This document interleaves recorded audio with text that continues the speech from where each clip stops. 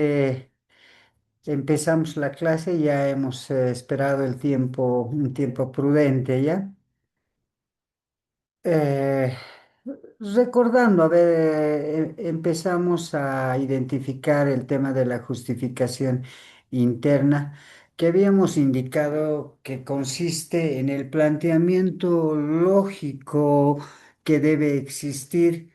eh, en la formulación de una resolución o la formulación del silogismo jurídico que va a ser aplicado, es decir, el planteamiento lógico entre lo que es la premisa mayor o normativa, la premisa menor, los hechos o los presupuestos fácticos y evidentemente la conclusión de este problema jurídico, ¿no? En cuanto a la justificación interna, que es el elemento más importante, eh, tenemos que decir que en un Estado constitucional de derecho los jueces no pueden, no solo aplican la ley, sino que construyen decisiones que deben ser explicadas, controladas y verificables, ¿no es cierto? Esta verificación debe ser plausible, debe ser práctica y además entendible para las partes y en realidad para la sociedad en su conjunto. La legitimación democrática de un sistema de justicia mm, no radica únicamente en la independencia del juez, sino en la razonabilidad y fundamentación de sus decisiones. La motivación judicial como garantía del debido proceso se sostiene sobre dos pilares, la justificación interna y la justificación externa. En la anterior clase alguien me hablaba si era lo mismo hablar de justificación interna y justificación y externa o hablar de congruencia interna o congruencia externa de una resolución. Ahora vamos a explicar por qué no son lo mismo. Son elementos de la construcción jurídica distintos, ¿ya? Cuando terminemos de abarcar esta parte tan importante de la justificación externa, vamos a hablar de manera muy resumida y muy didáctica el tema de la congruencia para que a ustedes les quede claro la diferencia que existe entre estas dos situaciones. Bueno, en este segundo componente de la justificación, que radica en la justificación externa, es el que conecta la decisión con el orden jurídico, ¿no? Asegurando que las resoluciones no sean arbitrarias ni producto de valoraciones personales del juez, sino que la fuerza normativa de la Constitución, la ley y la jurisprudencia y los principios, ¿no? sean la base que sustenta la decisión judicial. En el concepto de justificación interna podríamos abarcarlo desde el punto de vista que la justificación externa es el proceso mediante el cual el juez explica qué normas va a utilizar al caso concreto, porque estas normas son aplicables y otras normas no lo son, ¿no? ¿Y qué interpretación jurídica reciben esas normas? Asimismo, la justificación externa consiste en cómo estas normas se relacionan con la Constitución y con los derechos fundamentales de las personas. ¿Qué son los precedentes y los principios que van a ser aplicados al momento de fundamentar, al momento de explicar las razones que la autoridad jurisdiccional asume para llegar a una determinada decisión judicial, para arribar a una sentencia, ¿no? Se fundamenta en la idea en que una decisión judicial debe ser jurídicamente correcta. ¿A qué nos referimos o a qué hacemos referencia al decir una decisión debe ser jurídicamente correcta? A que la norma que el juez ha de aplicar debe ser la correcta al caso concreto. Constitucionalmente, una decisión debe ser constitucionalmente compatible, es decir, que esta decisión debe ser compatible con la Constitución y con el bloque de las normas que integran el bloque de constitucionalidad, ¿no? Debe ser normativamente sustentable. Vale decir que todas las decisiones de las autoridades jurisdiccionales deben estar sustentadas en una norma. Cuando decimos todas las decisiones, hacemos referencia a los distintos tipos de resoluciones que se van emitiendo en el transcurso de un proceso hasta llegar finalmente a una sentencia, ¿no? Mientras una sentencia observe todos estos componentes de una adecuada fundamentación o motivación, esta sentencia ha de ser más previsible y controlable. ¿A qué me refiero cuando menciono a una sentencia más controlable? Que esta sentencia puede ser verificada por autoridades de mayor jerarquía. Mientras mejor se encuentre justificada, tanto interna como externamente, esta sentencia es previsible y controlable.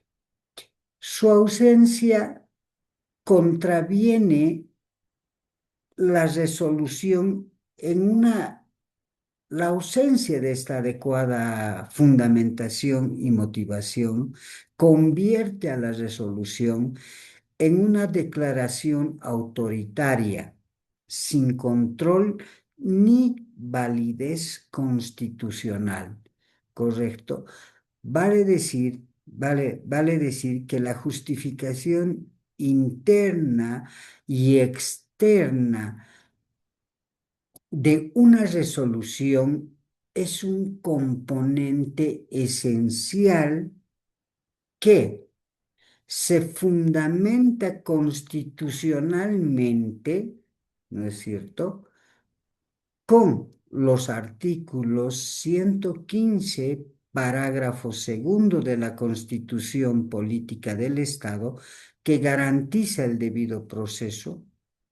Asimismo, se ve garantizado con el artículo 117, parágrafo primero, que exige que todas las decisiones judiciales, ¿no es cierto?, deben encontrarse debidamente fundamentadas y motivadas.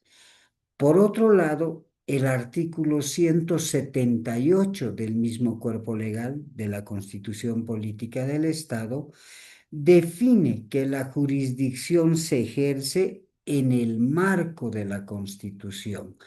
Entonces, el fundamento constitucional de la justificación externa la encontramos en estos tres artículos de rango constitucional.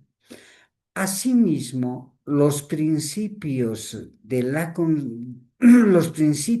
justicia constitucional, como el de legalidad, razonabilidad, motivación e idoneidad, exigen que toda decisión demuestre, uno, la compatibilidad con la Constitución, la aplicación adecuada del bloque de constitucionalidad y el uso correcto de la jurisprudencia. Un fallo sin justificación externa vulnera el derecho a la fundamentación, genera inseguridad jurídica y además esta decisión puede ser anulada a través de los recursos tanto ordinarios que prevé los propios procedimientos en las distintas materias, como a través del control constitucional, a través de las acciones tutelares que están destinadas precisamente a precautelar la vulneración de los derechos fundamentales de las personas. Los elementos esenciales de la justificación externa. La justificación externa no es un acto mecánico. Esta justificación externa debe contener, uno, la identificación precisa de las normas aplicables al caso concreto. Cuando hacemos mención a las normas aplicables al caso concreto, necesariamente debemos partir de las normas constitucionales, de las normas legales de cada materia, de las normas reglamentarias, si es que el caso así lo requiere, y asimismo como de las normas sectoriales. Vale decir que es un vademecum, un conjunto de normas que van desde las más altas hasta llegar a las normas de menor jerarquía que son aplicables a la decisión de un caso concreto. Todo este conjunto de normas intranacionales también deberán ser sometidos a comparación o puestos en comparación con las normas del bloque de constitucionalidad. Cuando la autoridad judicial realiza ese análisis y desarrollo normativo, ha de cumplir de forma adecuada este primer elemento de la justificación externa, ¿no? Que básicamente radica en la identificación precisa de las normas a ser utilizadas. El segundo elemento es la interpretación jurídica de las normas. Al aplicar una norma no solo significa repetir su texto, implica interpretar, y para este fin la autoridad judicial, ¿no es cierto?, deberá tomar en cuenta que la interpretación judicial consiste en explicar el significado de la norma, darle un sentido a la norma que va a ser aplicada, determinar su alcance, conectar su contenido con el caso concreto. El juez debe justificar por qué esa lectura es la adecuada, evitando interpretaciones arbitrarias. Básicamente, en este segundo componente de la justificación externa, el juez justifica, justifica la utilización de las normas que ha escogido para la resolución del caso concreto. El tercer componente relacionado con la justificación externa es cuando la autoridad efectúa, ¿no?, esa comparación, esa interpretación de la norma conforme a la Constitución, compatible con los derechos fundamentales y respetuosa de los principios constitucionales. Cuando existe un conflicto entre la ley y la Constitución, la ley, la Constitución prevalece con relación a la ley. Sin embargo, en la anterior clase hemos podido observar que esta prevalencia de la norma necesariamente ha de estar sujeta a una ponderación con las normas constitucionales y con las normas convencionales. Habíamos indicado que el artículo 256 de la Constitución Política del Estado nos señala un criterio de interpretación que obliga a las autoridades jurisdiccionales a utilizar la norma más que mayor protección ofrece al derecho en cuestión. Habíamos concluido que ni la temporalidad, ni la especialidad, ni la verdadera jerarquía normativa interna van a determinar la aplicación de la norma, sino más bien la aplicación de la norma está supeditada al grado de protección que ésta ofrece con relación al derecho que se está tratando en el problema jurídico. De igual forma, otro componente de la justificación externa es el uso de la jurisprudencia. La jurisprudencia constitucional es el parámetro obligatorio para los jueces. Esta jurisprudencia integra sentencias constitucionales, doctrina jurisprudencial, la jurisprudencia de tribunales internacionales de derechos humanos, ¿no? Incluir la jurisprudencia en la justificación externa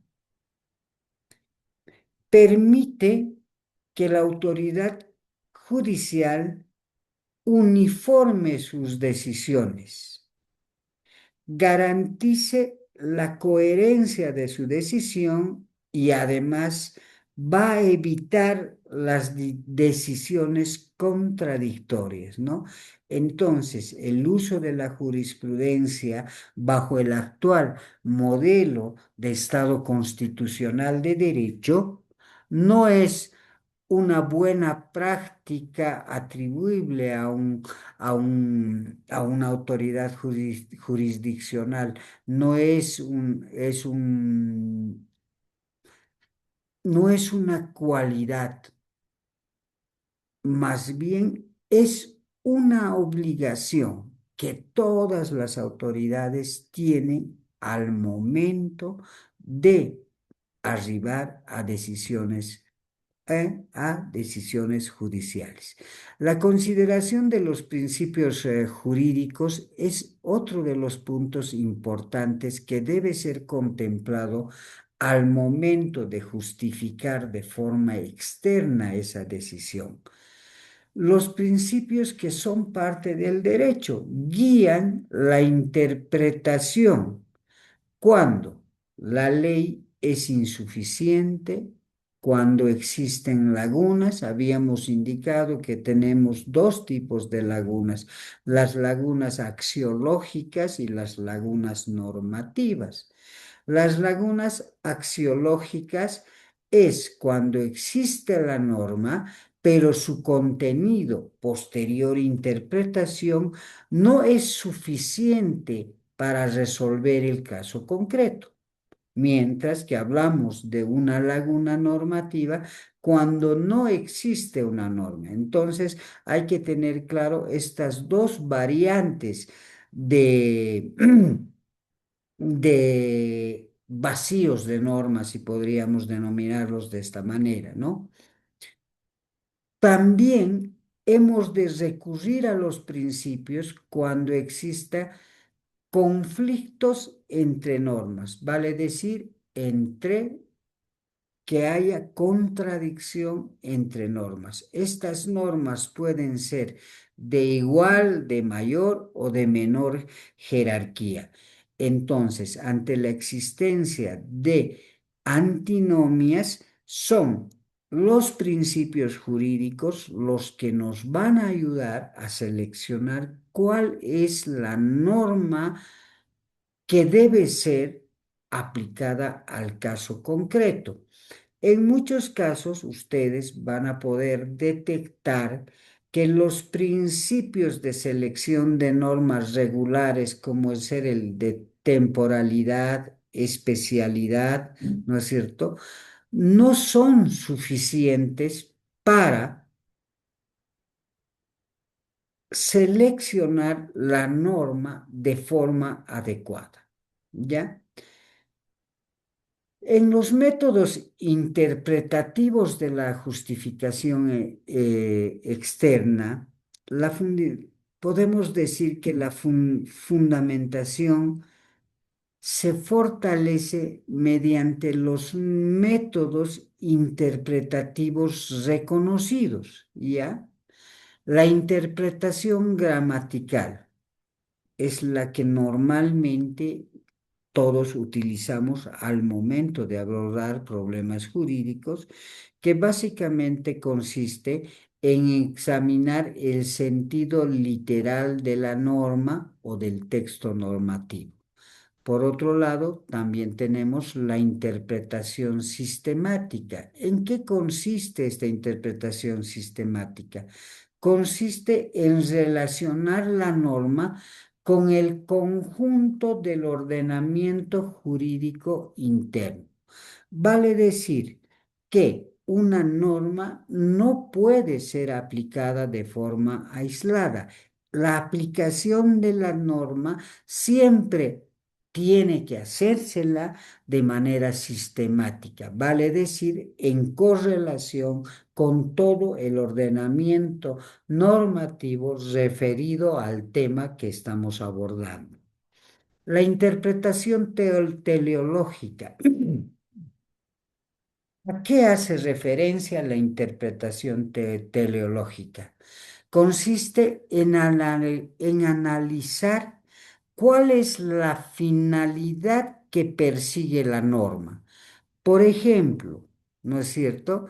El asesinato previsto en el Código Penal, el derecho protegido es la vida. ¿Y cuál es la finalidad que persigue esta norma? ¿Cuál es, cuál es el bien jurídico que pretende protegerse a través de la norma, sancionando su conducta? ¿No? Precisamente es la vida, ¿no? La interpretación, por otro lado, está la interpretación conforme a la Constitución, ajustar la norma a los valores, principios y principios constitucionales, la interpretación pro persona o pro homini, ¿no es cierto?, que básicamente consiste en favorecer la alternativa más garantista para los derechos humanos. El juez debe indicar qué método utilizó y por qué lo hizo correctamente, ¿no? Entonces, estos métodos de interpretación son los que el juez ha de utilizar al momento de motivar, ¿no es cierto? Y fundamentar una decisión. Estos métodos no existen de forma aislada. Es decir, que todos estos métodos de interpretación son utilizados de forma sistemática, ¿ya? La justificación externa y el control de convencionalidad. Toda autoridad judicial tiene la obligación de interpretar las normas desde y conforme a la Convención Americana de los Derechos Humanos, a la jurisprudencia de la Corte Interamericana de Derechos Humanos y a otros tratados de derechos humanos ratificados por el Estado boliviano. Es deber el control de convencionalidad forma parte de la justificación externa de una resolución, pues el ignorar estos estándares internacionales puede resultar la, la incompatibilidad con los derechos humanos, ¿no? El ignorar, el comparar el sistema convencional, ponerlo en comparación, en contraposición de las normas internas, puede hacer que la resolución sea incompatible con los derechos humanos, por lo tanto susceptible de ser revocada en una revisión a nivel constitucional. ¿Cuáles son las funciones de la justificación externa? La primera, la función de legitimación. Permite que la ciudadanía confirme en que la decisión jurídica es la más adecuada y no así estar frente a una decisión jurídica arbitraria. O sea, la arbitrariedad de una decisión judicial básicamente se funda en una adecuada fundamentación externa de esa decisión. La otra función que cumple es la función de control. Vale decir que las partes pueden verificar si la decisión es correcta o razonable, ¿ya? Este elemento de control de la decisión es importante, ya que a través de esta se va a lograr el convencimiento de que las partes, que el conflicto jurídico emergente de las partes ha sido resuelto de manera razonable y no arbitraria. La coherencia. La coherencia constituye la guía interpretativa, por ejemplo, ¿no? La guía interpretativa que se va a traducir en uniformar criterios judiciales, ¿ya? Esta coherencia que debe existir obviamente va a determinar la coherencia de la decisión de las autoridades judiciales. La función pedagógica que esta justificación cumple nos sirve como una guía interpretativa para los futuros casos. Por otro lado, tenemos también la función constitucional que garantiza la supremacía de la Constitución en todos los actos jurisdiccionales. ¿Qué pasa? ¿Qué pasa cuando falta la justificación externa? Una resolución sin justificación externa, primero, no explica por qué se aplican ciertas normas. Asimismo, una resolución sin justificación externa no permite el control de legalidad. Una decisión sin justificación externa es arbitraria, puede causar indefensión, viola el debido proceso, es anulable por la vía constitucional o por vía de apelación, ¿no es cierto? El Tribunal Constitucional ha reiterado que la ausencia de fundamentación es razón suficiente para dejar sin efecto una resolución judicial. En conclusión, podemos decir que la justificación externa es más que un requisito formal, es la columna vertebral de la racionalidad y de la legitimidad judicial. Es lo que diferencia una resolución basada en la ley y la Constitución de una resolución basada en criterios personales o subjetivos.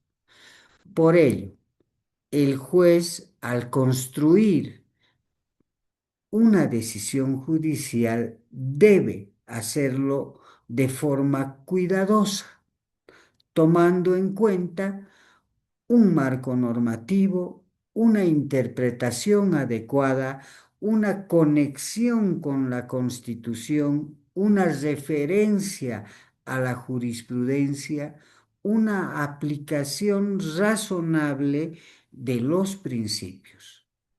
Solo así podemos decir que se garantiza que la decisión sea jurídicamente correcta y constitucionalmente válida y respetuosa de los derechos fundamentales. ¿Ya? Bueno, ahora, como les había mencionado, vamos a hablar de lo que en alguna oportunidad alguno de sus compañeros eh, hacía la pregunta si es lo mismo la congruencia interna y la congruencia externa de una resolución. Le habíamos indicado que no. La justificación interna y la justificación externa de la resolución es un componente jurídico, mientras que la congruencia tanto interna como externa de la resolución judicial doctrinalmente es otra situación completamente distinta. Partiremos diciendo qué es la congruencia en general. La congruencia, la congruencia en general es la correspondencia lógica y jurídica entre lo que piden las partes, lo que se debate, lo que se prueba y lo que el juez finalmente resuelve. De forma general, la congruencia es esa, ¿no?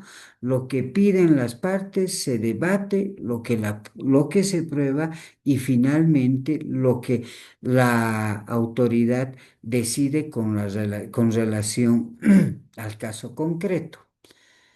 En términos simples, una resolución es congruente cuando responde exactamente a aquello que se ha pedido y que fue discutido y probado, vale decir, ni más ni menos, ¿no? La congruencia garantiza el debido proceso, la seguridad jurídica, sobre todo la imparcialidad del juez.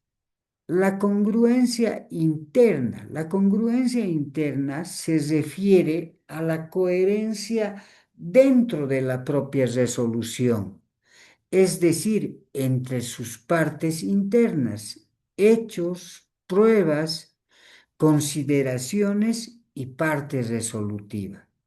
¿no? Es la coherencia lógica que existe al interior de una resolución, ¿no es cierto? Una definición sencilla de esta congruencia externa podríamos decir que es la armonía lógica entre lo que el juez describe, analiza y finalmente decide. Si lo que decide no coincide con lo que previamente se ha argumentado, existe una incongruencia interna. Los errores típicos respecto a la incongruencia externa es cuando un juez acepta un hecho como probado, pero en la parte resolutiva actúa como si no estuviera probado, ¿correcto? Otro error frecuente es que el juez cita una norma pero decide aplicando otra distinta sin una explicación coherente.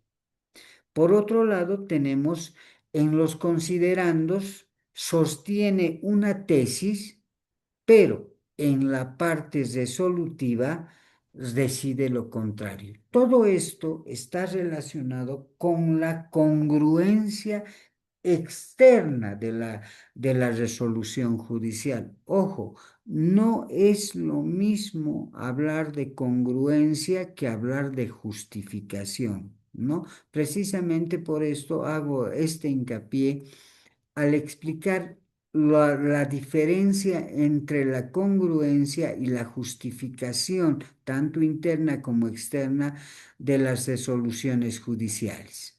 ¿Ya? La congruencia externa es la correspondencia entre lo pedido por las partes y lo decidido por el juez. ¿Correcto? Aquí está la diferencia clara. La congruencia externa es lo pedido por las partes y lo resuelto por el juez. Una definición sencilla es que el juez no se extralimite, ultra petita. El juez no se quede corto, citra petita o infrapetita, o no resuelva las cosas, o resuelva, perdón, cosas ajenas al proceso, extrapetita. Dicho de manera más simple, el juez debe decidir exactamente sobre lo que se le pidió y discutió, no más ni menos que lo planteado por las partes. Estas tres formas de incongruencia interna referidas a la ultrapetita, cuando se concede más de lo solicitado; infrapetita, cuando se concede menos o se deja sin resolver un punto esencial del conflicto jurídico que se está resolviendo. Y extrapetita es cuando el juez resuelve sobre algo que nadie ha pedido ni discutido dentro del proceso. Un ejemplo didáctico que podríamos dar con relación a estos tres tipos de incongruencia externa, podríamos plantearlo de la siguiente manera. El demandante solicita la nulidad de un contrato y el juez, perdón, solicita la nulidad del contrato y el juez analiza los hechos y declara la nulidad del contrato. Esta es una forma correcta, ¿no es cierto? Es una forma congruente. Ahora, existe congruencia externa, por ejemplo, ultra petita. El demandante pide la nulidad de un contrato, pero el juez además ordena la indemnización aunque nadie lo solicitó. O sea que el juez está más allá de lo solicitado, ultra petita, ¿no es cierto? Más allá de lo que las partes solicitaron. Las partes solo pidieron la nulidad del contrato y además el juez resuelve sobre la indemnización, hecho que no fue solicitado por las partes. Acá existe una incongruencia externa porque resolvió más de lo pedido. Un ejemplo de infrapetita. El demandante pide la entrega de un bien y el pago de daños. El juez solo resuelve sobre la entrega del bien y olvida pronunciarse sobre los daños. Incongruencia externa porque dejó un punto esencial sin resolver. ¿Ya? Ahí estamos frente a un ejemplo de incongruencia externa fundada con una razón infrapetita. El ejemplo extrapetita, cuando el juez se pronuncia respecto a algo que las partes no han solicitado. Por ejemplo, en una demanda de cumplimiento de contrato, el juez declara la nulidad del contrato, algo que ninguna de las partes ha pedido, ¿no? Acá las partes solo pidieron el cumplimiento del contrato y el juez termina declarando la nulidad del contrato. ¿Ya?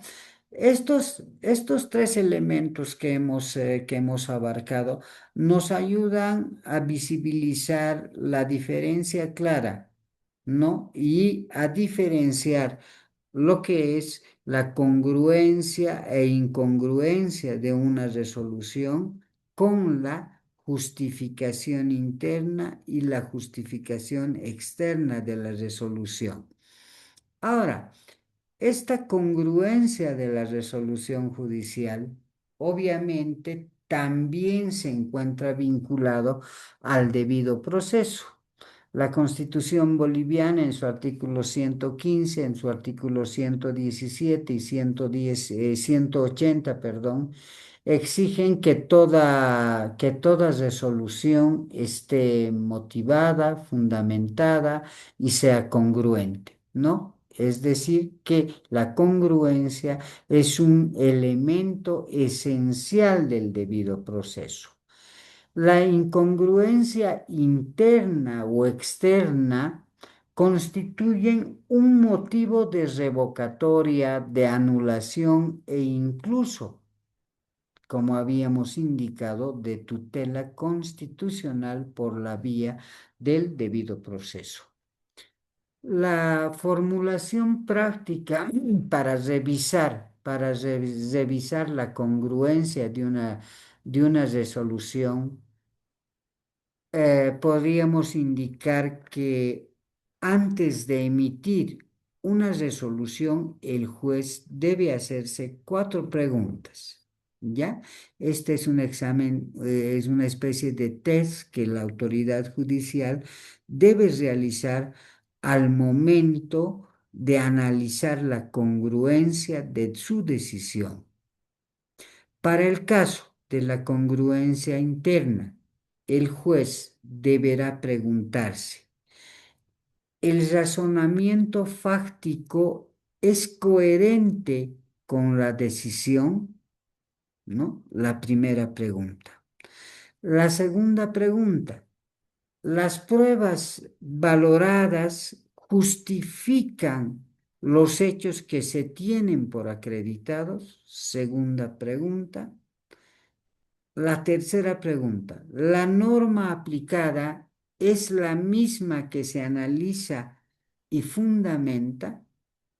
Y finalmente, la cuarta pregunta que la autoridad judicial debe realizar es que si la decisión final coincide lógicamente con los considerandos establecidos o plasmados en la Constitución. Para el caso de la congruencia externa, las preguntas que la autoridad jurisdiccional debe realizarse son: ¿estoy resolviendo exactamente lo que me pidieron? Primera pregunta. Segunda pregunta, ¿respondí todos los puntos planteados por las partes?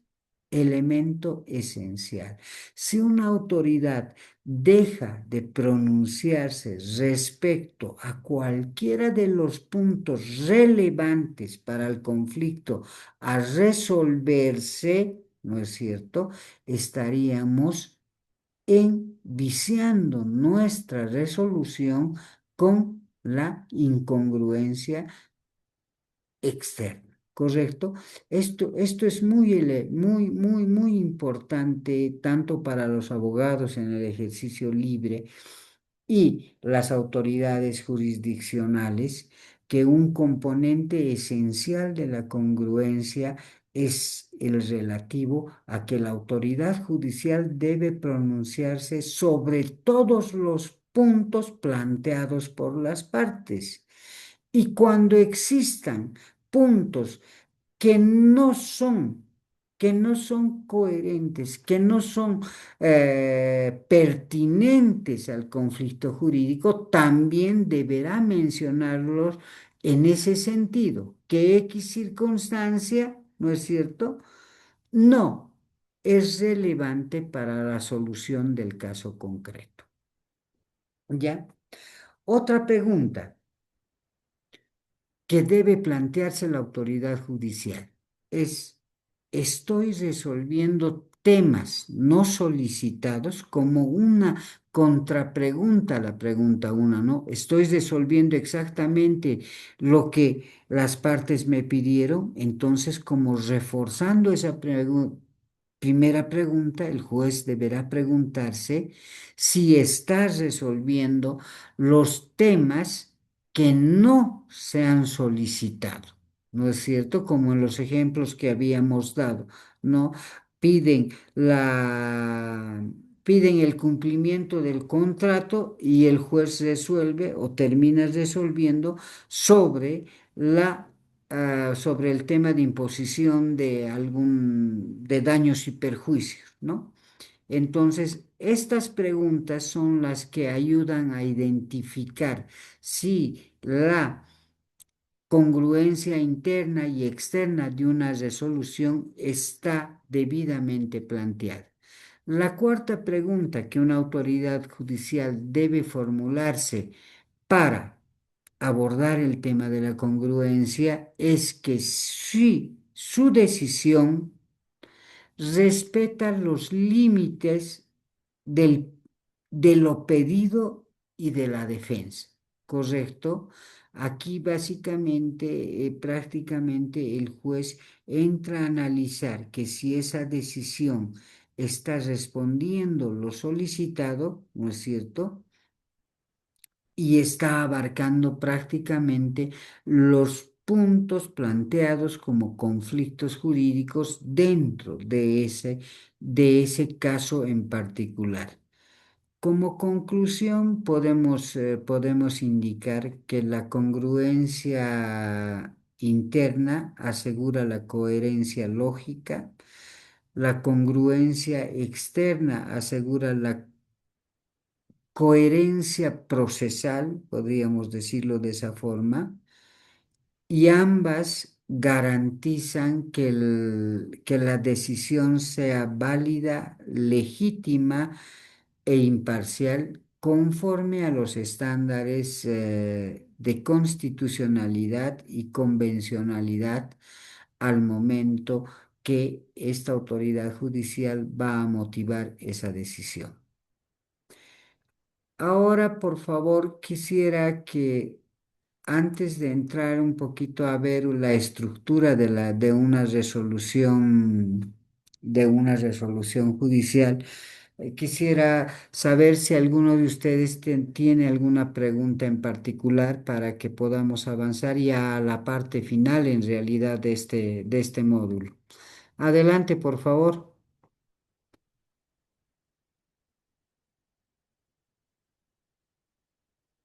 Doctor, Adelante, doctor, adelante. Lo escucho. Álvaro le habla, doctor. Ya. Adelante, Eh, Alba. doc- Doctor, sobre este tema de la congruencia, nos ha indicado que puede haber ultrapetita, Exacto. infrapetita, inclusive extrapetita. Así Bueno, es. más que pregunta era, tal vez en base a a casos concretos o particulares, poder un Ya. poquito entender esta figura.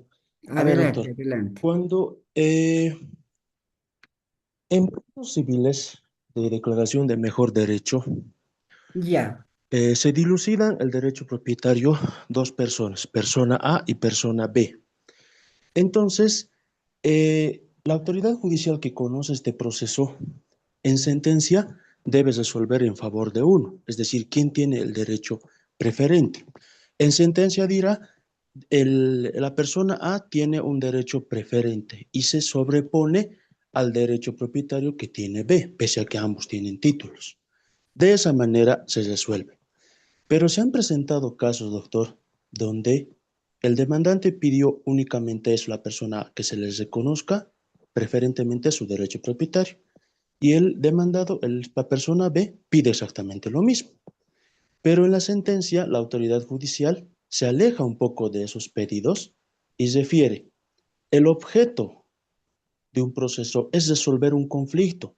Si en este momento declaramos el derecho preferente de la persona A, el conflicto se mantiene porque siguen vigentes dos títulos de propiedad sobre el inmueble. Entonces, la autoridad judicial, por un principio de justicia, haciendo una interpretación amplia, debe ir más allá de lo solicitado por las partes y resolver el conflicto. Si le vamos a dar la razón a la persona a que su derecho es preferente, tenemos que ordenar la cancelación del derecho propietario de B, pese a que esa petición no fue solicitada por las partes. Este tipo de razonamientos, doctor, se presentan en los casos civiles de los juzgados. Es decir, ni persona A ni persona B solicitaron en ningún momento la cancelación del derecho propietario del contrario, sino que ambos solicitaron que se reconozca su derecho propietario de forma preferente frente al adversario. Pero en estos casos, la autoridad judicial hace interpretaciones amplias para justificar o tratar de justificar estas decisiones, indicando que el objeto es resolver el conflicto, ya que si solo concede la razón en los términos solicitados por las partes, esa sentencia no va a resolver el conflicto de fondo. Entonces, eh, evidentemente, en base a la explicación que nos da el doctor, es evidente que esta sentencia sería incongruente, puesto que estaría alejándose de lo peticionado por las partes. Sin embargo, la duda, doctor, en esto era, ¿qué validez podría tener este razonamiento de la autoridad judicial al disponer una medida más allá de lo solicitado por las partes, pero en procura de resolver el conflicto de fondo? Porque se entiende que una persona va al órgano judicial precisamente a resolver un conflicto. Esa era ya. mi duda, doctor. Muy bonita la pregunta. Te agradezco mucho, Álvaro, y nos va a ayudar seguramente a abarcar distintos puntos que los hemos visto en teoría, pero lo importante es aterrizarlos en la práctica.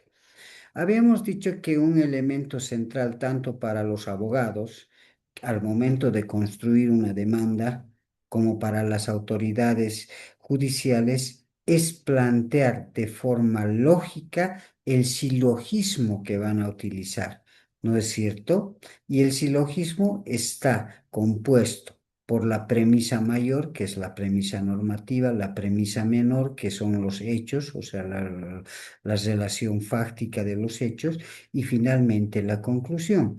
En el caso que usted nos señala, estamos frente a una situación donde A y B tienen inscrito o tienen, ¿no es cierto?, registro propietario sobre un inmueble. ¿Correcto, Álvaro? Hay dos Sí, doctor. registros sobre el mismo inmueble.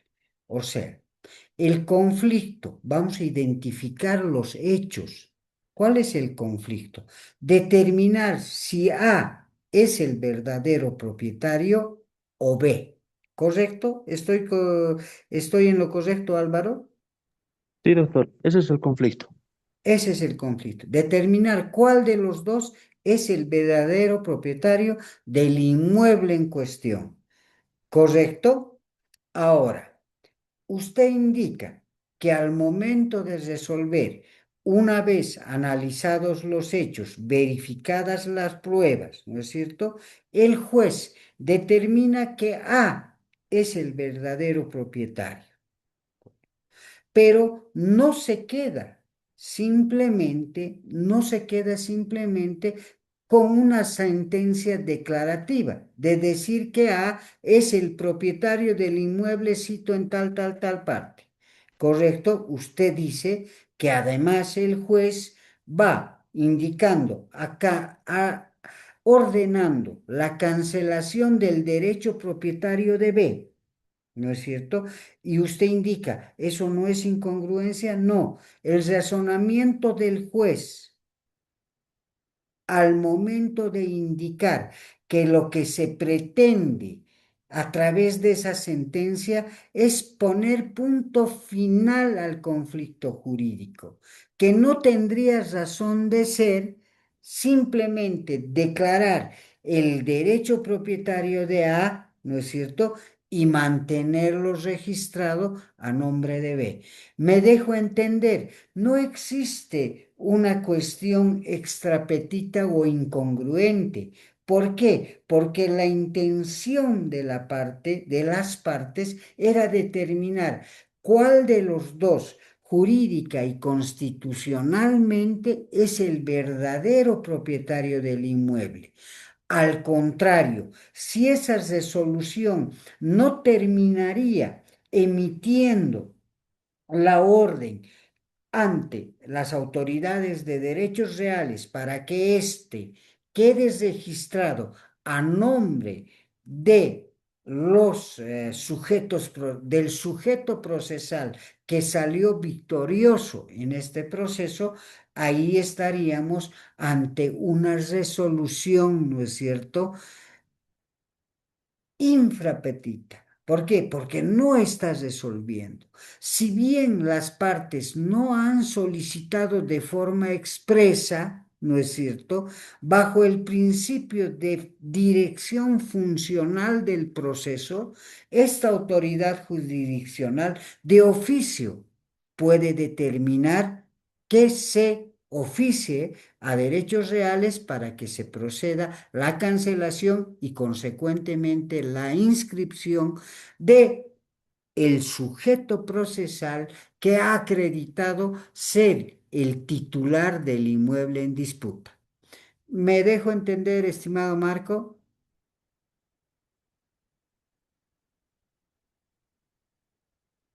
Marco. Bueno, a ver, ¿alguna otra pregunta? Si es que alguien, o Marco, si aún hay alguna duda que quepa respecto a esta situación. Doctor, Álvaro le habla. Álvaro, perdón, Sí, perdón, Álvaro.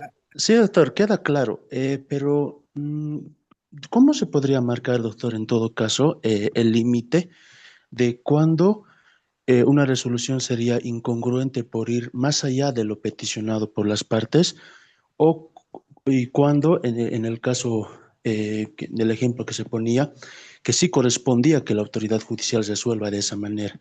¿Dónde estaría el límite, doctor? O sea, ¿cómo diferenciamos cuándo es ultrapetita y cuándo no? Cuando la autoridad judicial otorga más allá de lo peticionado por las partes. A ver, por ejemplo, a ver, un ejemplo relacionado. A ver, el demandante pide la nulidad de un contrato X, ¿no es cierto? El juez resuelve la nulidad del contrato, pero además ordena la indemnización que no fue solicitada. ¿Te das cuenta? Aquí, en el caso específico, al ordenarse la nulidad del contrato, ¿no es cierto?, está, se está cumpliendo lo que las partes querían.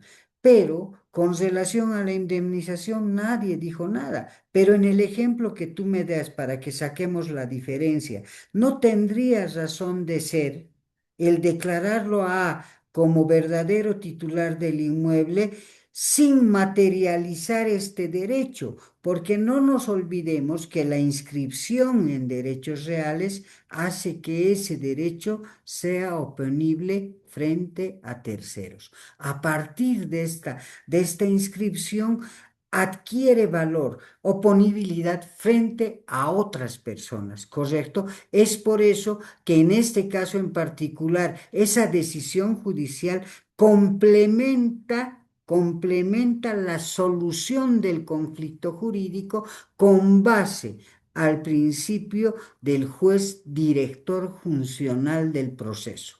¿Ya? Entonces, ese es el razonamiento, estimado Marco. Nuestra compañera Wendy, a ver, adelante, doctora Wendy. Buenas tardes, doctor. Bueno, en realidad yo tuve un caso similar, bueno, con relación a la resolución de una acción de amparo constitucional que iba por un cambio de destino. Se ha denegado con relación al fondo respecto al cambio de destino porque no cumplía con los requisitos. Sin embargo, se advierte que había vulneración del derecho a la petición. Entonces, la sala nos ordena que respondamos y obviamente podemos responder positiva o negativamente.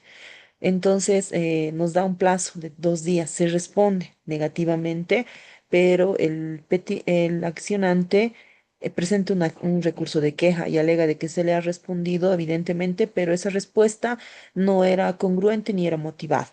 La sala revisa y dice sí, se advierte que no hay una motivación. 3 días motiven su respuesta.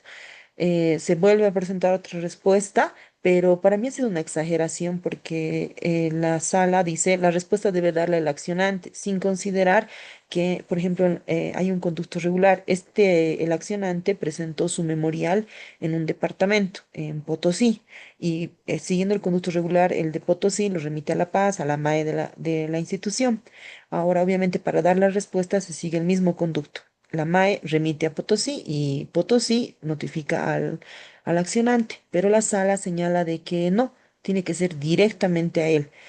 Y nos iba aumentando, entonces nos iba aumentando em, formalidades a la respuesta cuando nosotros debíamos dar una respuesta positiva o negativa, estaba fundamentada y demás.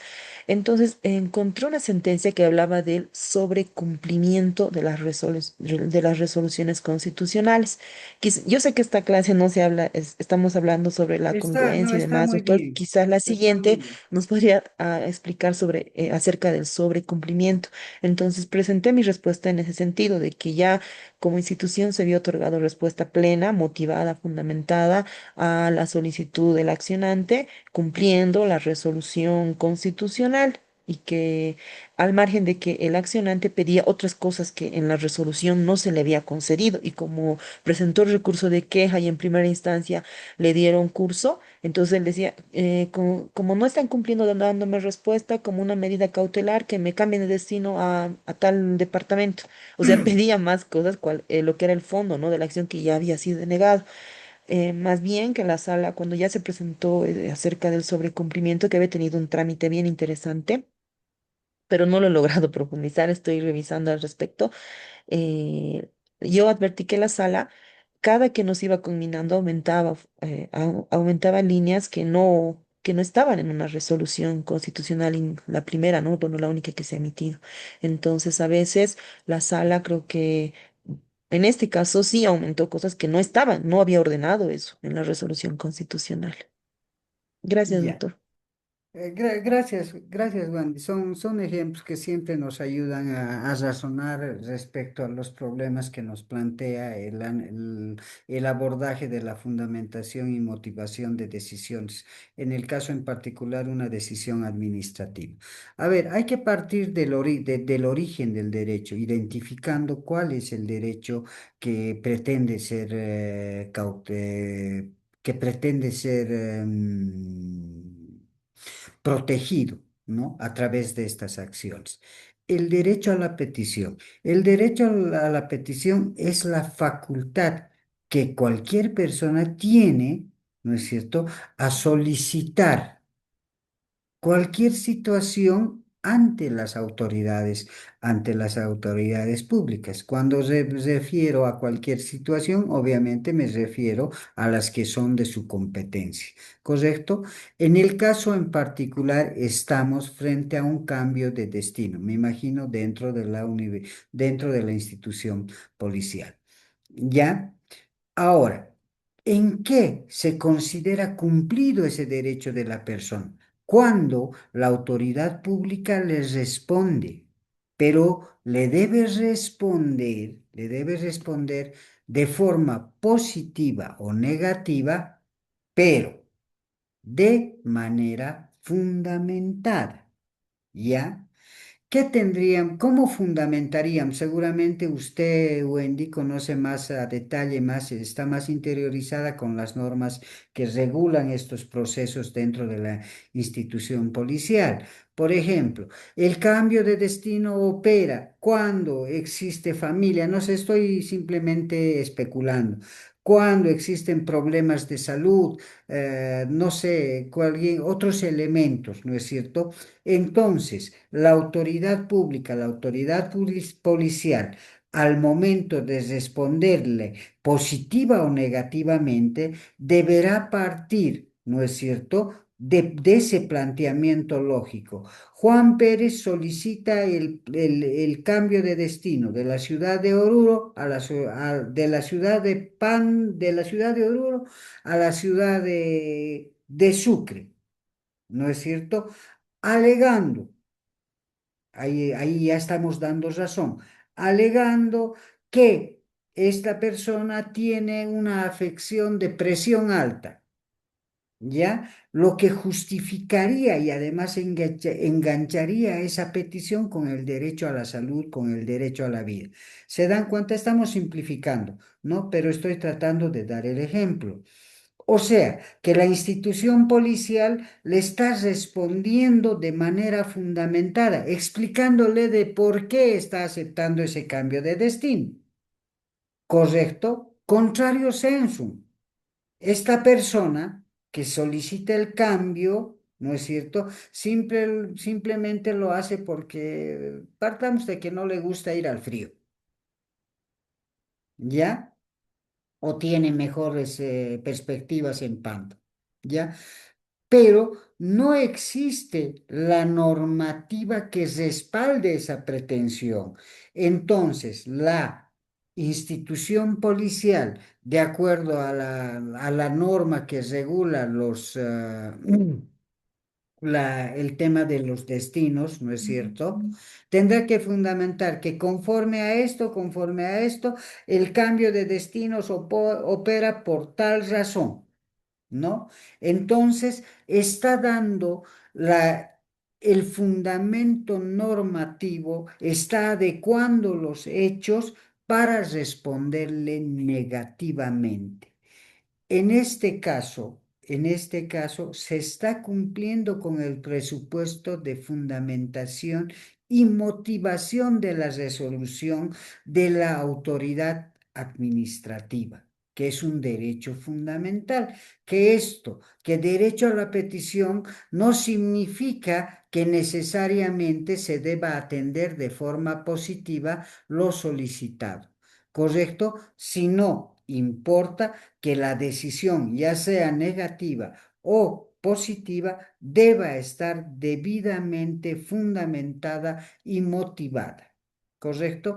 Ese es el elemento principal, ¿ya? Ahora, cuando hay una queja de extra cumplimiento, ¿no es cierto? Cuando hay una queja es cuando sale una resolución, como en el caso en particular, emite una resolución debidamente fundamentada y la parte, a través del recurso de queja, interprete esa resolución debidamente fundamentada que necesariamente deba ser positiva. ¿Entienden? Es un recurso de queja que no tiene una base constitucional sólida para lograr su objetivo. Otra cosa sería ¿no es cierto?, un recurso de queja por no cumplimiento que la autoridad policial nuevamente, con el mismo tenor que ha negado la primera vez, les responda nuevamente de forma negativa, sin fundamentar y sin motivar la resolución. ¿Me dejo entender, Wendy? Sí, doctor. Me ¿Hay gustaría alguna hacer una duda? consulta. A ver, No, con relación a lo que acaba de explicar, ninguna, doctor. Sabe, nosotros tenemos una duda con relación a un decreto supremo, el 0012. Tal vez usted ha tenido lo ha leído, ¿no? Es respecto a la inamovilidad laboral. Este decreto, inclusive en su artículo 6 señala que cuando el empleador no cumpla con las disposiciones del decreto, el Ministerio de Trabajo, previa verificación, va a disponer la reincorporación de la madre progenitores al trabajo. O sea, eso entiende que la inamovilidad laboral está ligada a lo que es el despido. Entonces, en el caso de una institución policial o militar, un cambio de destino de un departamento a otro no implica un despido, sino implica que usted lo va a trasladar de un departamento a otro porque hay, o sea, los cambios de destino son constantes. Hay una ley, la ley 734, que establece en su artículo 92 que un cambio de destino de un departamento a otro se realiza cada 2 años. Evidentemente hay efectivos que trabajan más de 2 años en un departamento, pero cuando la rotación es necesaria, ¿no? La rotación es importante al interior de cualquier tiene una institución. razón de ser, En, ¿no?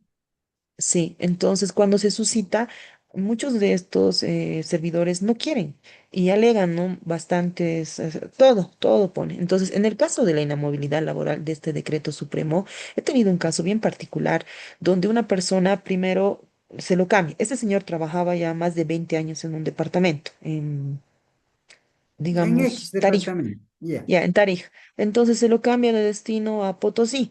Y él alega, dice, hace 3 representaciones y dice, no me pueden cambiar porque yo gozo de inamovilidad laboral, estoy a cargo de mis 3 hijos de 15, 14 y 13 años. Y aquí trabajo, aquí soy docente, eso, y tengo mi núcleo familiar, la constitución política del Estado reconoce la familia, entonces ustedes al llevarme a otro departamento me están separando de mi familia. Ese era su argumento en sus 3 memoriales.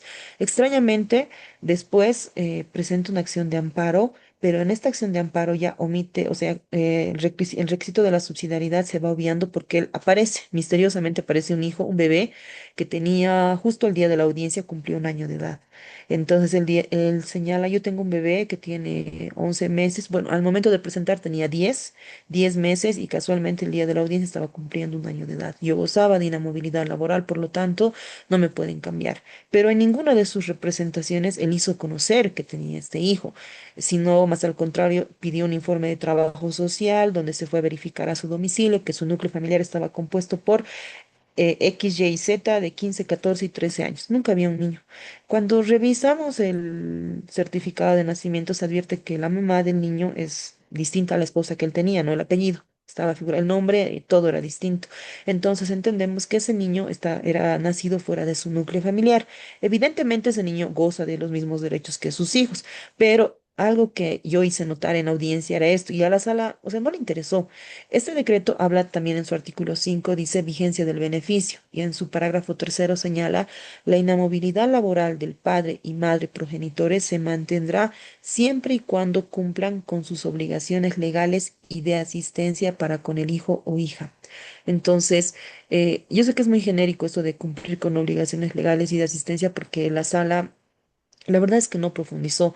Yo le dije, mire, presentar un certificado de nacimiento en esta audiencia no hace ver que él sea responsable. ¿Por qué? Porque este hijo, entiendo del certificado que presenta, él de nacimiento tiene una madre distinta a la que él ha hecho constar en su núcleo familiar. Es más, en su informe de trabajo social, él dice que su núcleo familiar está compuesto por su esposa, Vilma Picapiedra, sus hijitos X, Y y Z.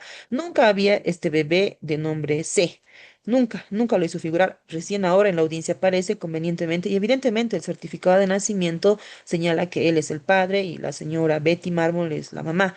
Entonces, por lo menos debería de adjuntar el certificado que demuestre, o perdón, un documento que acredite que la mamá debe tener la guardia del menor, él pasa asistencia familiar, por lo menos afiliarlo a la Caja Nacional de Salud para demostrar que está asumiendo la responsabilidad de padre de ese menor. Eso denotaría que él es responsable y está cumpliendo con sus obligaciones legales y de asistencia, y no simplemente traer un certificado de nacimiento que es de extensión gratuita y lo puede recabar cualquiera de los progenitores acudiendo al CERESI. Tal vez la mamá ni siquiera sabe que el niño, que él está aquí presentando el documento de su hijo porque él no ha demostrado de ninguna manera. Entonces la sala dice, a ver, el accionante responda por qué nunca en su informe de trabajo social hizo notar que tenía un hijo de meses y se desconectó. Se desconectó y su abogado dijo, no, la señal está mal, no se ha podido conectar. Bueno, como no tiene buena señal, vamos a continuar. Y deliberamos y considerando que él tiene un hijo, se concede la tutela y por lo tanto debe restituirse a su unidad, a su departamento de origen. Y yo la Ya. verdad he quedado sorprendida. ¿Por qué? Porque la motivación de la resolución no me parecía, ni siquiera en la resolución hacían notar, y cuando transcriben, eso también es un problema, porque cuando transcriben las resoluciones, la parte que nosotros exponemos es inaudible, inaudible, y pusieron como dos líneas, cuando se ha justificado, se ha presentado, y eran varios los argumentos que nosotros hemos presentado en esa audiencia. Pero extrañamente... la sala concedió la tutela con relación a eso cuando este señor nunca ha acreditado que cumpla con sus obligaciones legales y de asistencia, más aún cuando el propio accionante presenta documentación, memoriales donde no lo tomaba en cuenta el bebé. El bebé ya existía cuando él ha presentado esas representaciones, cuando él ha hecho realizar el informe de trabajo social, ya había el bebé, pero él solo hacía anotar a sus tres hijos de 15, 14 y 13 y nada al bebé. Entonces, a mí me ha parecido que es también utilizarlo, ¿no? Al bebé para su beneficio. Entonces, cuando nosotros hemos dado cumplimiento a la resolución, evidentemente por un desfase en la administración, a los 5 meses lo volvieron a cambiar a este señor a otro departamento, porque saltaba, ¿no? En la lista de que él ya estaba mucho tiempo en determinado departamento, se lo vuelve a cambiar y él dice, no, yo he ganado una acción de amparo, a mí no me pueden cambiar. Y en esa resolución también la sala ordenó y dijo, se concede la tutela en parte y respóndanle. Ese es un problema que tenemos porque las respuestas las dan otras áreas, ¿no? Y dice, respóndanle. Entonces, tienen que responderle con a su memorial de tanto y él podrá representar, impugnar ese cambio de destino adjuntando sus descargos. Listo. Se le ha respondido. A los 5 meses se le volvió a cambiar porque el personal insistía con su cambio porque él ya estaba mucho tiempo en ese departamento. Entonces se le volvió a cambiar y él dice, no, yo tengo una resolución de amparo, no me pueden cambiar. Entonces la sala saca un proveído y dice, sí, él goza, no pueden cambiarlo de destino, por lo tanto debe volver a su departamento. Sin embargo, la parte accionada informe si ya se le ha notificado con esta respuesta a su memorial que estaba sin responder y si él ha presentado alguna representación, impugnación o algo para ver si mantenemos o no esa medida, dice. Entonces mi persona ha solicitado un certificado para ver si él ha impugnado. Se le ha notificado conforme la sala ha ordenado y el departamento respectivo dice no, se le ha notificado y él nunca presentó ninguna impugnación. Entonces yo solicité a la sala que levante esa medida, porque la medida de que no podía ser cambiado a ningún lugar solamente era hasta que se le notifique con una respuesta y él impugne, pero jamás impugnó. Entonces se le respondió, se levantó la medida y en la actualidad, o sea, ese servidor ya puede ser cambiado, ¿no? Pero yo también en ese memorial pedí un informe, porque en la segunda acción de amparo que él presentó a raíz de su cambio, de su segundo cambio, nuevamente presentó un informe de trabajo social pero ya no había el bebé. Claro, como ya no le era útil en la acción de amparo el bebé, ya no lo hizo figurar. El bebé desapareció. No había el bebé. O sea, en la primera acción de amparo lo usó porque para obviar la subsidiariedad y para gozar de la inamovilidad laboral. A los 5 meses, cuando se lo volvió a cambiar, él volvió a presentar una acción de amparo, pero ya no había el bebé. Entonces, eso Ya. denota cómo este servidor solo lo usó a ese bebé en la primera acción. Entonces, cuando yo pedí que se levante la medida de que él no se haya cambiado a ningún lugar, hice notar esto a la sala. Y les dije, miren cómo en esta acción de amparo, en la primera, él en sus representaciones y en los informes de trabajo social, nunca había ese bebé, solo para la acción lo ha presentado. Yo he hecho notar esa observación en la sala y convenientemente él se ha desconectado de la audiencia, aspecto que no ha sido tomado en cuenta por la sala y se le ha concedido la tutela. Pese a que se le ha notificado, él nunca es representado, pero se ha suscitado un segundo cambio a los 5 meses, un cambio de destino a otro departamento y él vuelve a presentar una acción de amparo que evidentemente la sala se le denegó porque nosotros lo volvimos a restituir. Como tenía esa medida y por un error de personal se lo cambió, se lo restituyó. Entonces la sala dijo, hecho superado, se le deniega, pero los antecedentes los revisamos y también adjuntó un informe de trabajo social donde ya no estaba el bebé, que ya tendría 1 año y 4 meses. Entonces, eso es una alerta, ¿no? Porque al final el artículo 60 de la Constitución Política del Estado establece que es obligación del Estado, no solo de él, tutelar por el interés superior del niño. Como institución, no, yo pedí a la sala y le dije, mire, hemos advertido esto, entonces informamos que a este señor se le ha notificado, nunca ha hecho ninguna representación ni impugnación, solicitamos levante la medida y en un otro sí, solicité que ellos ordenen a este servidor que afilie a su hijo a la Caja Nacional de Salud y que haga conocer que él está cumpliendo con su rol de padre, con sus obligaciones legales y de asistencia respecto al menor, ¿no? Porque como institución hemos advertido que solamente lo ha usado para la acción de amparo. Pero la sala me responde y dice solicitud impertinente y ha levantado la medida, pero la solicitud de afiliación del menor a la caja, la sala me dice que es una solicitud impertinente. Entonces, a mí me llama mucho la atención eso porque no ni siquiera ha analizado mi petitorio, porque yo he hecho un desglose así paso por paso, cómo él usa a este menor en el primer amparo, en el segundo, y le pido a la sala que afilie al menor por lo menos a la caja, ya que ese menor le ha servido a este señor para beneficiarse de una inamovilidad laboral en primera instancia, pero la sala no ha hecho un análisis, solo así en 3 líneas. Solicitud impertinente no corresponde. Listo. Claro, ahí Esa era mi evidentemente. observación y me parece que no hay una debida motivación de parte de esta En, sala constitucional a un en- petitorio que respecto a un niño exacto. Bueno, a ver, ¿en qué distrito ha sucedido todo lo que me está comentando? en Y es Sucre. a nivel en Sucre, es una sala constitucional la que ha resuelto, no un tribunal, no un Sí, tribunal una de sala. garantías. Realmente terrible. Actualmente ha sido y ha remitido para revisión al Tribunal Constitucional. ¿Ya se tiene respuesta del Tribunal Constitucional? No, doctor, recién es esto. Ya está Ya. remitido a la sala, pero todavía no hay una sentencia constitucional. Ya, en los términos que usted me relata, evidentemente yo puedo advertir realmente una falta muy, muy, muy grosera de falta de fundamentación y motivación de la decisión judicial, en este caso de esa decisión, de esta decisión constitucional, ¿no? Tengo entendido que ya existe una línea jurisprudencial con relación al tema en particular, ¿ya? Relativa a los cambios de destinos precisamente de la institución policial, ¿ya? O sea que existe una línea. A partir de esa línea, usted tendría que ir analizando, digamos, los casos ya que se dan en particular. Pero hay un elemento importante que en todo el relato que usted me ha hecho, ¿no es cierto? Si bien acá entraban en juego un menor que, como usted indica, inclusive creo que ha logrado probar la utilización en beneficio personal de un menor que además no ha sido concebido dentro de un matrimonio, sino una relación extramatrimonial, ¿no es cierto?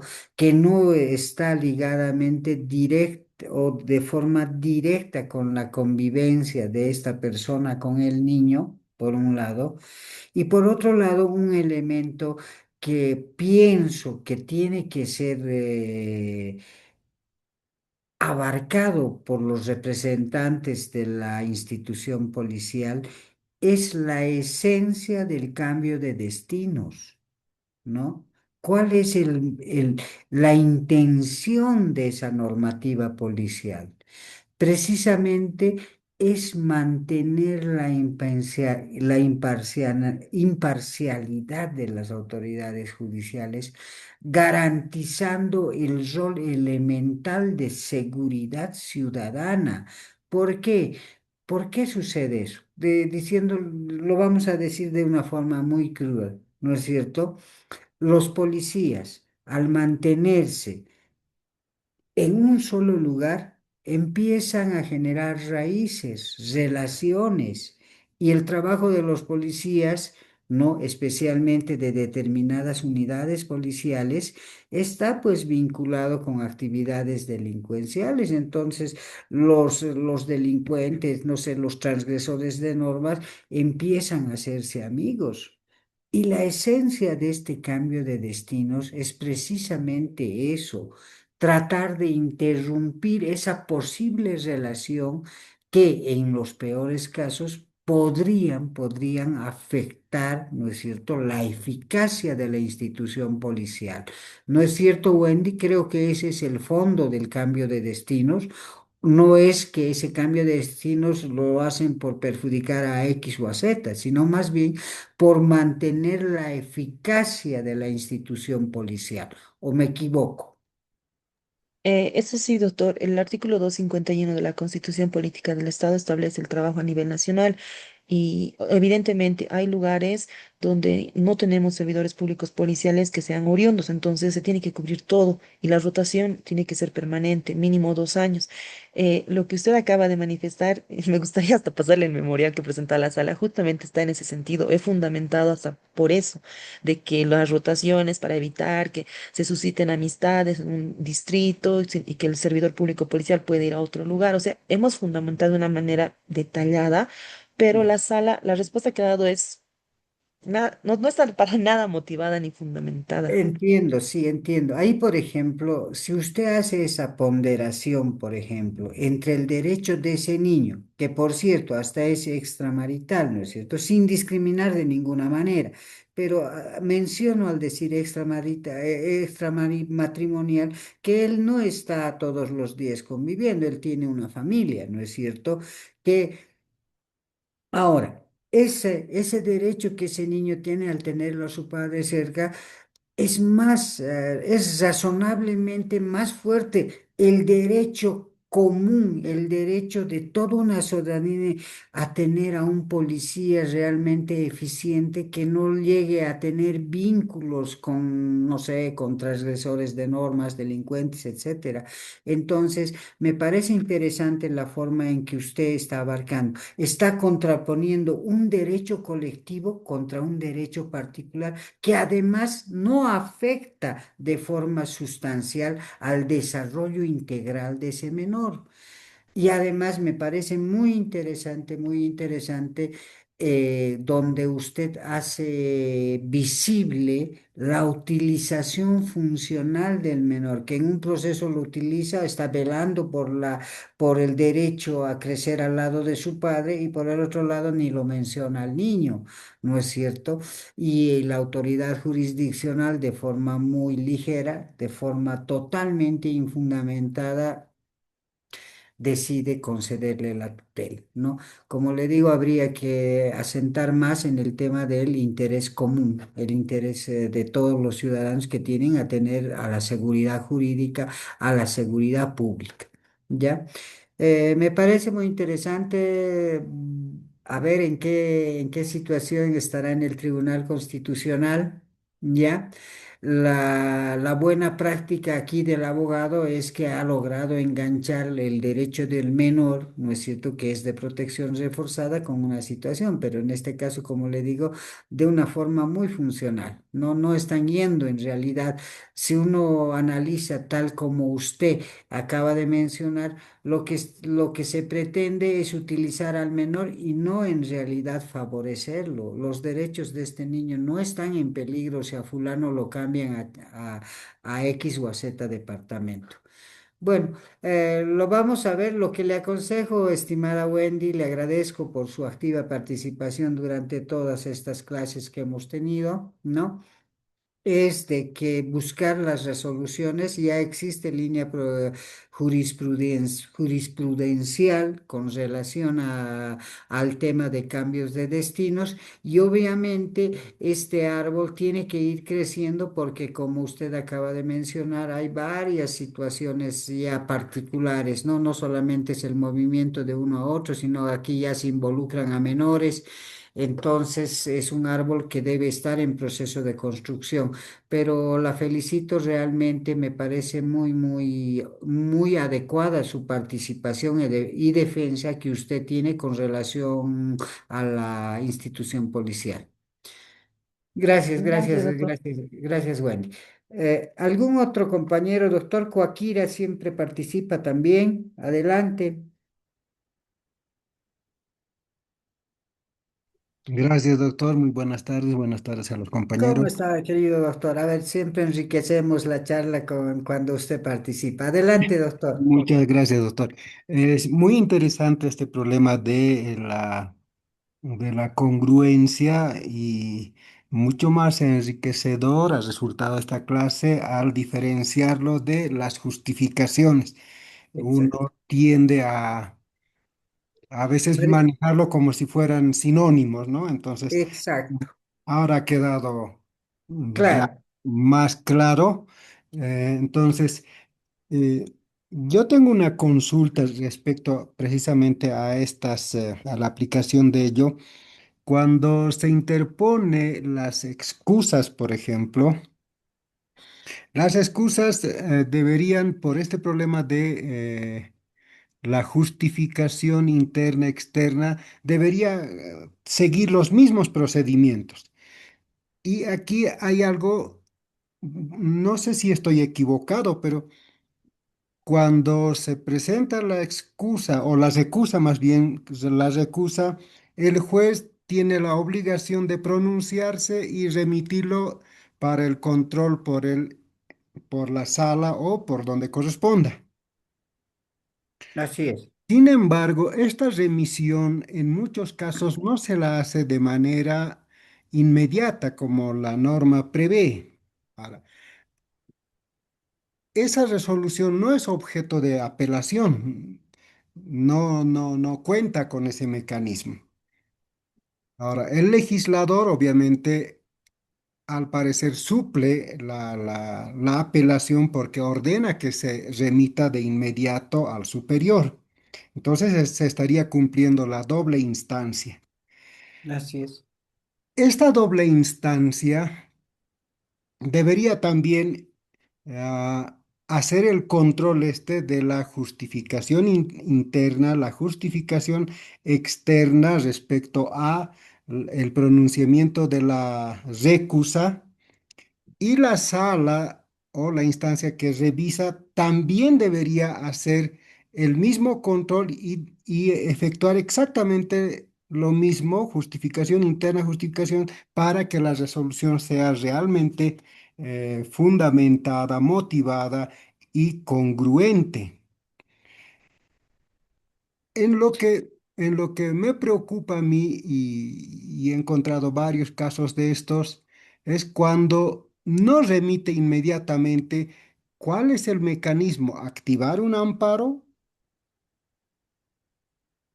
Ahí no le encuentro yo una solución inmediata, porque no está permitido al recusante el apelarlo, sino debería hacerse de oficio. Entonces, ¿cómo se resuelve estos problemas? Ahí ya existiría violación a la doble instancia y al derecho a la impugnación.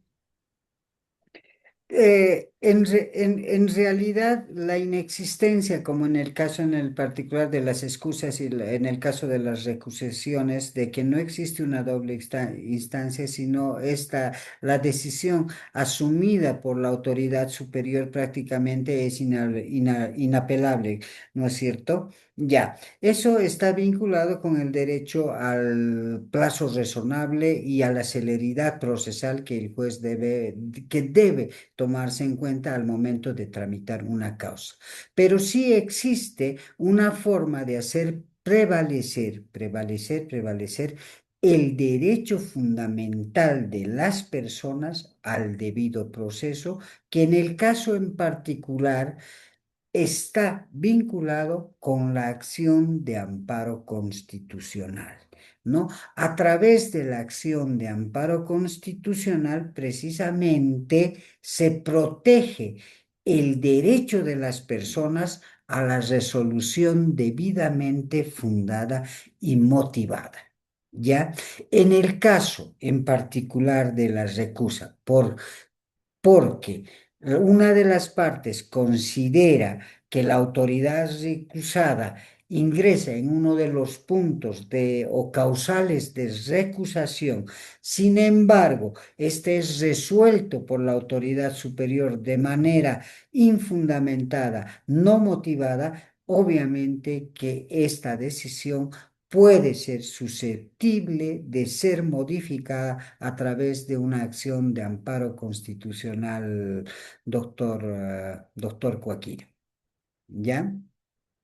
Gracias, doctor. ¿Y qué pasa si la autoridad recusada no lo remite de manera inmediata? O sea, ahí se produce el retardo.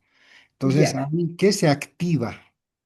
Hay una línea jurisprudencial respecto al incumplimiento de plazos procesales, pero en el caso en particular hay en cuanto a las características de la acción de libertad, hay acciones de libertad de pronto despacho, ¿no? Estas se accionan cuando hay un retardo o incumplimiento de plazos procesales, pero, aquí está el pero.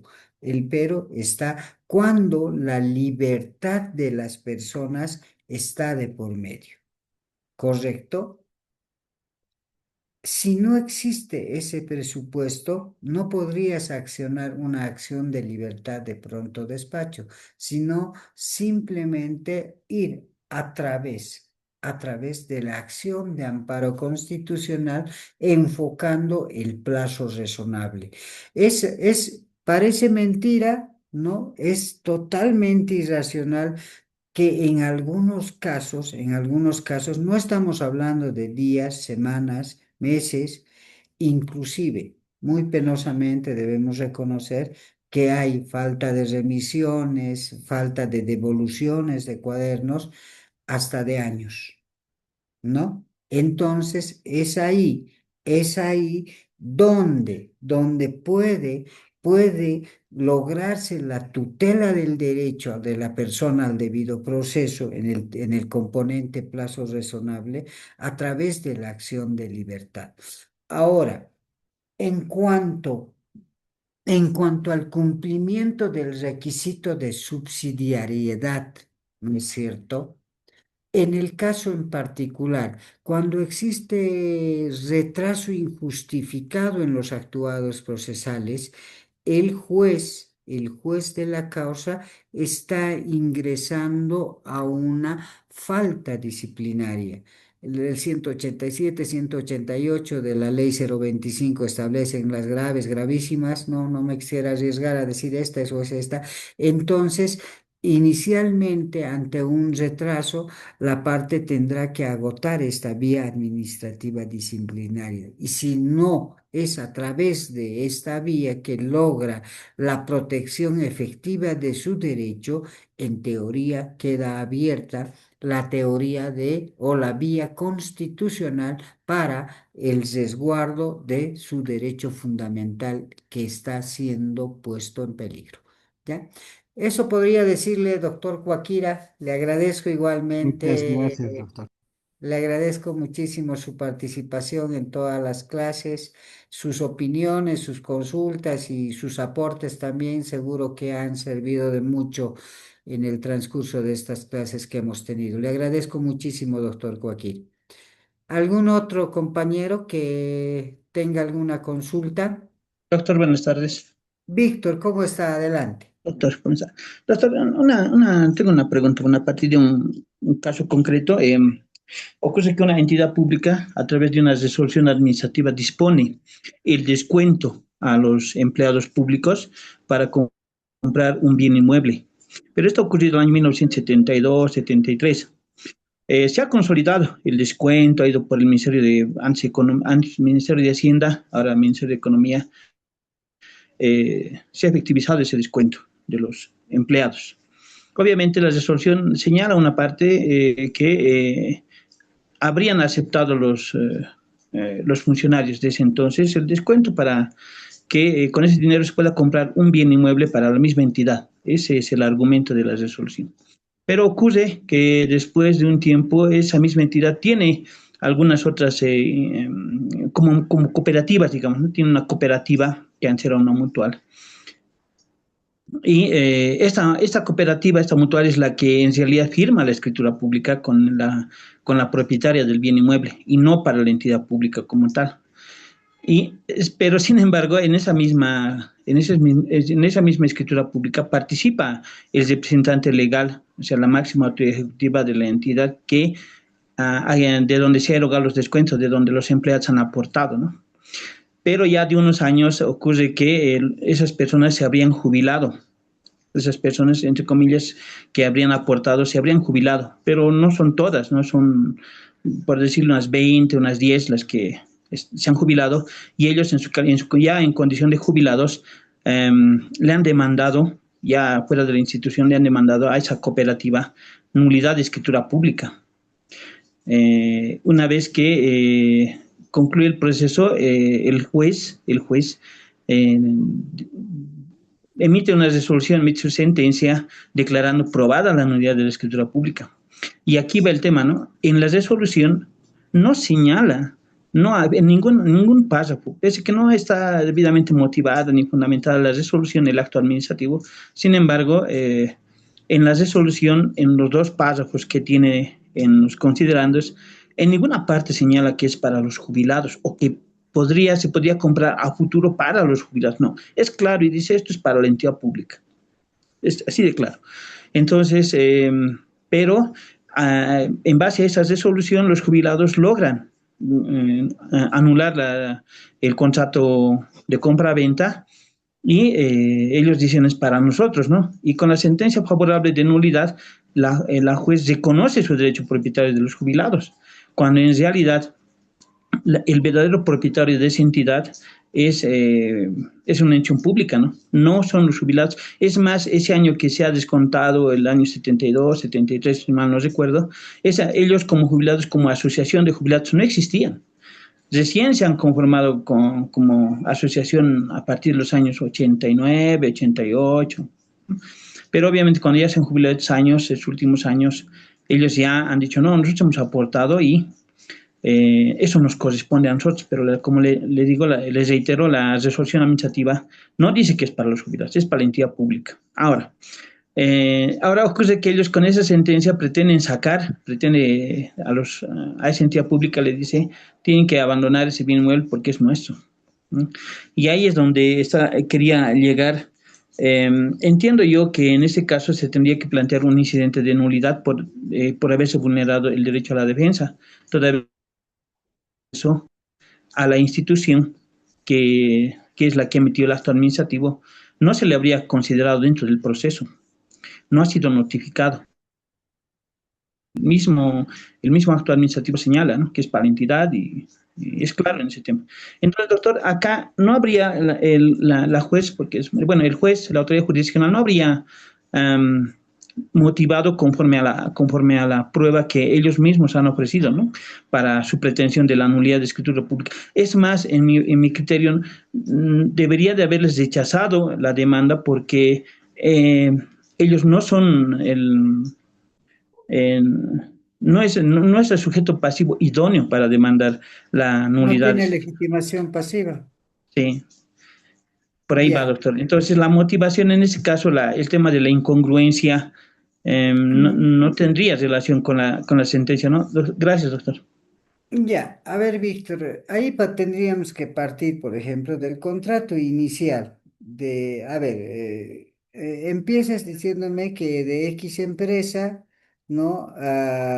De común acuerdo y voluntariamente los trabajadores deciden que parte de su salario sea destinada a la compra de ese inmueble, ¿correcto? ¿Es Sí, así? sí, doctor, sí, así es. Voluntariamente los trabajadores de esa empresa dicen eso, vamos a dar 10 pesos de nuestro salario para comprar este inmueble.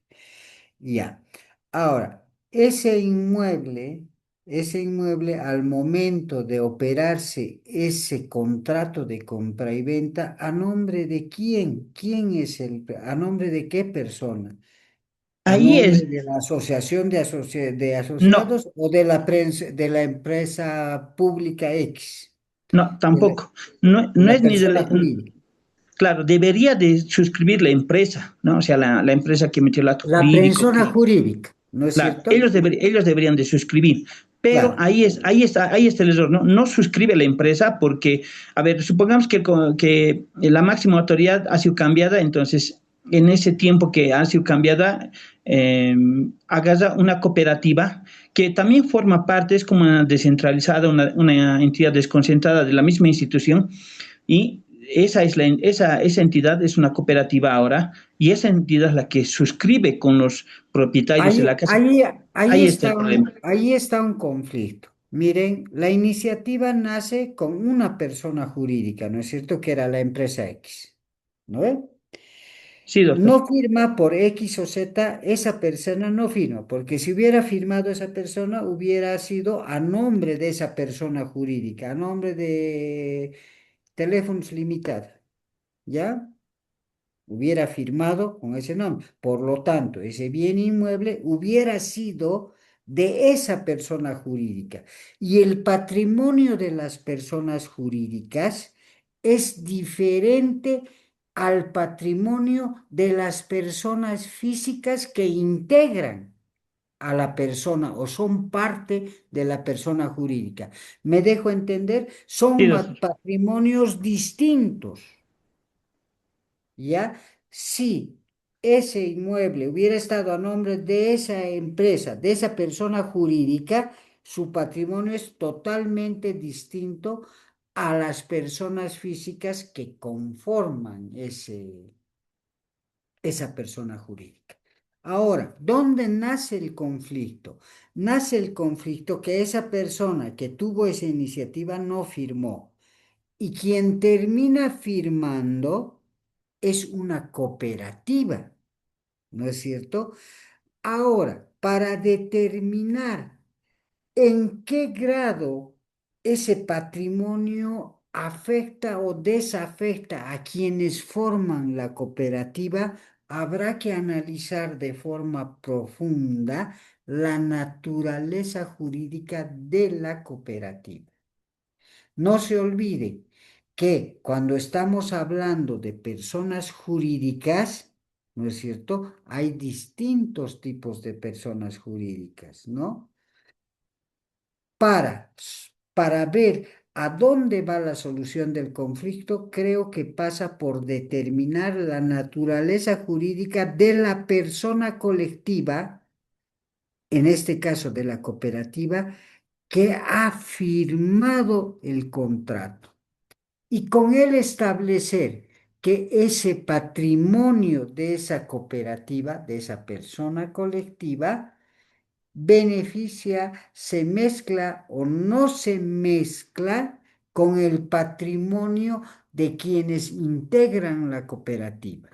¿Correcto? ¿Me dejo entender, Víctor? Sí, ¿No? Entonces el problema jurídico va por ahí. Y eso debió haber sido resuelto en instancia ordinaria. No sé en qué grado o cómo está ese proceso. no, habría concluido el proceso y bueno, ya los que ahora son jubilados pretenden desocupar o desalojar a la entidad, ¿no? A la Entonces, pero entidad. dentro del proceso la entidad nunca ha sido notificada, ¿no? No conoce el proceso en realidad. Ahí hay un vicio de nulidad absoluta, porque si la empresa no ha sido notificado que es el tercero interesado, ¿no es cierto? Ahí hay un vicio de indefensión. Ese pienso que en el caso en particular es el talón de Aquiles de ese proceso para llevarlo a cero hasta la admisión de la demanda y procesar en conocimiento del tercero perjudicado que es la empresa. Eso está a criterio mío, es un incidente de nulidad que sí tendría que proceder. Sí, eso también había llegado. Gracias, doctor, muy gentil, gracias. Listo. Bueno, a ver un ratito ahora respecto al trabajo final que vamos a hacer con el módulo. Hasta mañana vamos a ver de que de poder colgarlo en la plataforma. Quiero explicarles cuál es el objetivo de este trabajo, ¿ya? Yo voy a proporcionarles a ustedes, ¿ya? Una porción de una resolución que contenga los hechos, ¿no es cierto? Y contenga las conclusiones del conflicto jurídico. Y ustedes se van a abocar a resolver el análisis particular, el análisis del caso concreto, ¿correcto? Y ahí ustedes van a poder poner en práctica todo lo que hemos estado viendo respecto a la justificación interna, a la justificación interna para lograr una adecuada y correcta fundamentación y motivación de la decisión judicial. Con relación al tema en particular, ¿alguna pregunta?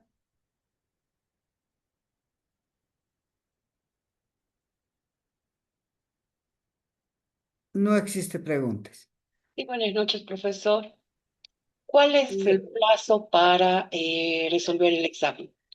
En el comunicado en el que tengan en plataforma el plazo para entregar en realidad no es un examen, en realidad lo que tienen que hacer es un proyecto de resolución, ¿no es cierto?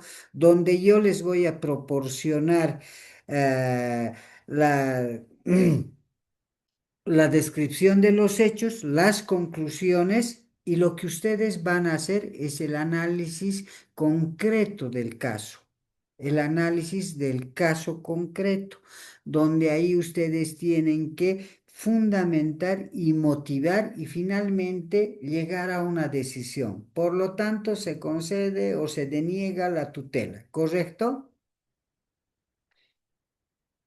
De acuerdo, profesor. Ya. ¿Alguien más que tenga una duda con relación al trabajo final?